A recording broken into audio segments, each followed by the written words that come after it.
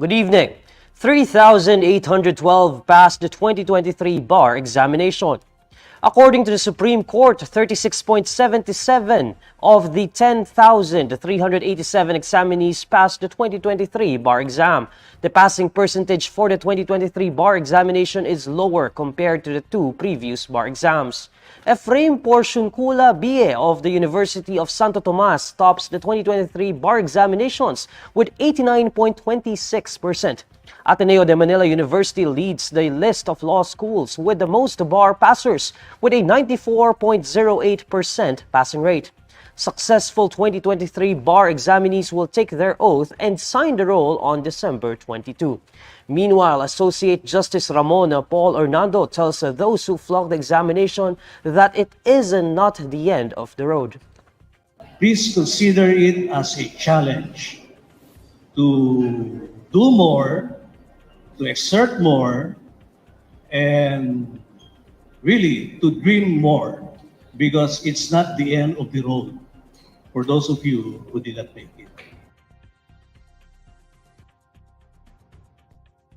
The 2023 bar exam top-notcher Efraim Bia joins us over the phone. Good evening, Efraim. Or should we say, Attorney Efraim? Hi, good evening. Thank you for having me. Thank you for joining us in the program today kasi for sure you're being bombarded by messages from friends, families, colleagues right now. So thank you for joining us on the program. Thank you as well. Yeah, actually, it's been crazy. It's been a frenzy. Responding to all Can you the tell us kung ano yung nararamdaman mo right now? Because for sure, the wish is to just pass the bar exams, right? But to know that ikaw yung top-notcher ng this year's exam, it must be a different story. Yeah, I'm actually just glad I passed. So super bonus na lang siguro na nag-top. I'm still on cloud 9 right now. I haven't gone down yet. So just really happy to pass the bar and to bring glory to our university. Can you tell us kung nasaan ka kanina while you were waiting for the results of the exams? And what was the feeling like waiting for the results? The exam was really hard, so I was actually bracing for the worst. I thought I was going to fail the exam. I was with my mother, and I was telling my mother na I think I'm going to fail. So it was such a surprise for us when we saw the top one. Do you already have plans kung anong sunod for you after passing the bar exams? Do you already know kung saan, ano yung path that you will be heading next? I'm actually working for a law firm right now, so my focus right now is to gain as much legal experience as much as possible with the best legal practitioners in the country. Efraim, can you tell us how you prepared for the exam para doon naman sa mga magte-take ng exam in the coming years para makakuha sila ng tip if they will get tip from anyone? A good place to start would be from a bar top-notcher, right? Yeah, there was actually nothing special with my preparation. I just, this is cliche, but I made a schedule, then I evaluated myself with the respective bar subjects. Then I studied the subjects I felt like I was weak in longer. Then my strengths, I dwelled on a little bit shorter than the others. But other than that, there's really no shortcut to just reading the material. Study as much as possible, resting if you need rest, and then just enjoying the journey, I guess. Journey, let's talk about that, no? Because passing the bar exam is a long journey. What does passing the bar exam mean to you and your journey? I've dreamed of being a lawyer for the longest time, so this feels like the culmination of a long period of hard work for me. I was a working student, so this was far from what I was expecting. So just to be top one for UST actually it makes me really ecstatic right now. You were a working student pala, no? While studying. So paano yon? Ano yung work mo noon and how were you balancing yung studies mo and your commitments to your work? I was a writer while I was studying law. So I just time management. I blocked my time. I set time for studying. I set time for working. It was just a lot of sacrifices just to make it through law school. So it was just all hard work. There's no shortcut. There's no shortcut talaga, Ephraim. Any message para doon sa mga magte-take ng exam in the coming years? Any advice for them? Just try to read as much as you can. If it's a shorter bar schedule like this year, then try to schedule. Try to be honest with yourself, with your weaknesses and strengths. Then, if you need rest, don't forget that we're human and we're mortal, and we need rest whenever we're tired.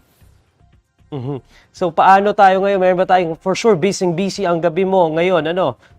May mga celebrations ba with friends, with family? What's up with you ngayon? I'm actually headed to UST for our faculty celebrating the past. Okay, thank you for joining us in the program today. Attorney Ephraim, on behalf of INQUIRER.net, we're extending congratulations to your end. Thank you very much for having me. Thank you. That's the 2023 bar top-notcher, Ephraim B.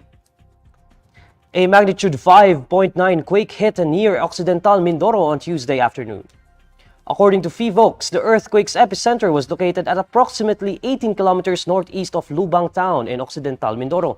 The tectonic quake struck at 4:23 p.m. on Tuesday and had a depth of focus of 60 kilometers. The tremor was felt in various areas in Metro Manila, in Batangas, and in Bulacan. Party leaders in the House of Representatives expressed their support for peace negotiations between communist rebels and the government.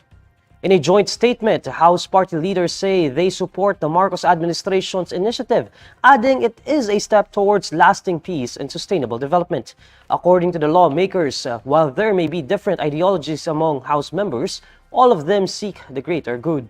The lawmakers who back the peace negotiations are leaders of Lakas CMD, Nationalist People's Coalition, Nacionalista Party, National Unity Party, Party List Coalition Foundation Incorporated, and Partido Navoteño. This comes a day after Vice President Sara Duterte publicly disagreed with President Bongbong Marcos, calling moves to make peace with the National Democratic Front of the Philippines, quote, an agreement with the devil. Health Secretary Ted Herbosa says there is no outbreak of a walking pneumonia in the Philippines. Walking pneumonia is a mild bacterial infection that resembles a cold. Experts say it usually does not require bed rest or a hospital stay. During the Commission on Appointments deliberation on his appointment, Herbosa says there is no outbreak of the respiratory illness in the country. Sa Philippines po, wala pang outbreak according to our Epidemiology Bureau, although marami ang cases because ito po talaga yung season ng respiratory illness.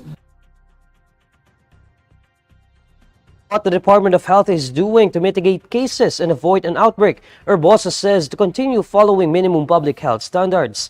According to Herbosa, the cases of walking pneumonia are rising, and not only in China, but also in Europe. However, he adds that the virus is not new. But now other countries in Europe have reported increase in respiratory illness in children. Attributed po ito sa hindi bagong virus, previous microbes, Mycoplasma pneumonia, yung respiratory syncytial virus at saka yung influenza. The House Committee on Legislative Franchises has ordered to detain Sunshine Media Network International host Jeffrey Celiz after failing to reveal who gave him the supposedly wrong information about the speaker's travel expenses. During the House Committee on Legislative Franchises hearing, Surigao del Sur 2nd District Representative Johnny Pimentel moves to cite Celiz in contempt. Pimentel also asks that the SMNI host be detained until the panel finishes and forwards its report on the matter to the plenary. Pimentel makes the motion after Celiz fails for the fourth time to answer Quezon's 2nd District Representative David Suarez's request to reveal the identity of his source from the Senate. During SMNI's Laban Kasama ng Bayan program on November 27, Celiz had said a source told him that Speaker Martin Romualdez's expenditure for trips reached 1.8 billion pesos in 1 year. The Intellectual Property Office is ruling in favor of Tito and Vic Soto and Joey De Leon, saying they are the rightful owners of the Eat Bulaga trademark. In a statement, Intellectual Property Office says it is dismissing the registration of Tape Incorporated for the names Eat Bulaga and EB. According to the Intellectual Property Office, TVJ was able to prove they are the originator and owner of the contested Eat Bulaga mark. Last June, TVJ and Jenny Ferre filed a case for alleged copyright infringement and unfair competition against Tape, the producer of Eat Bulaga and GMA Network, which airs the show. In a series of interviews, Tito Soto pointed out that while production specialists might have funded the show, it was TVJ and Tony Tuviera who conceptualized the show and carried it through difficult times.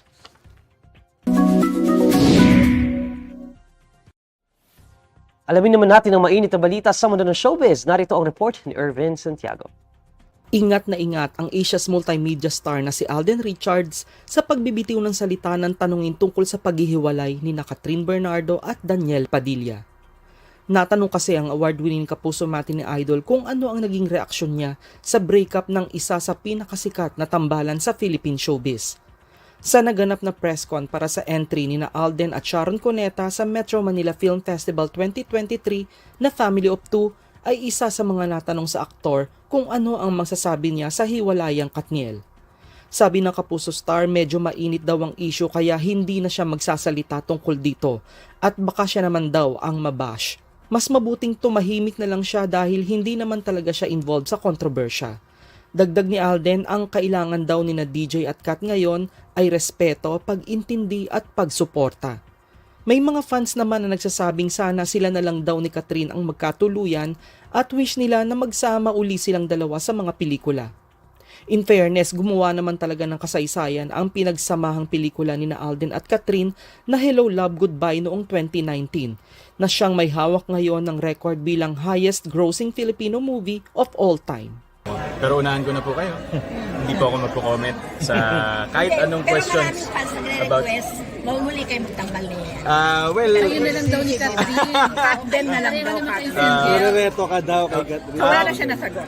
Ako po, parang respeto ko na lang po sa kanilang dalawa if I just keep quiet po with this issue. Pero tingnan na lang po natin kung ano magiging turnout.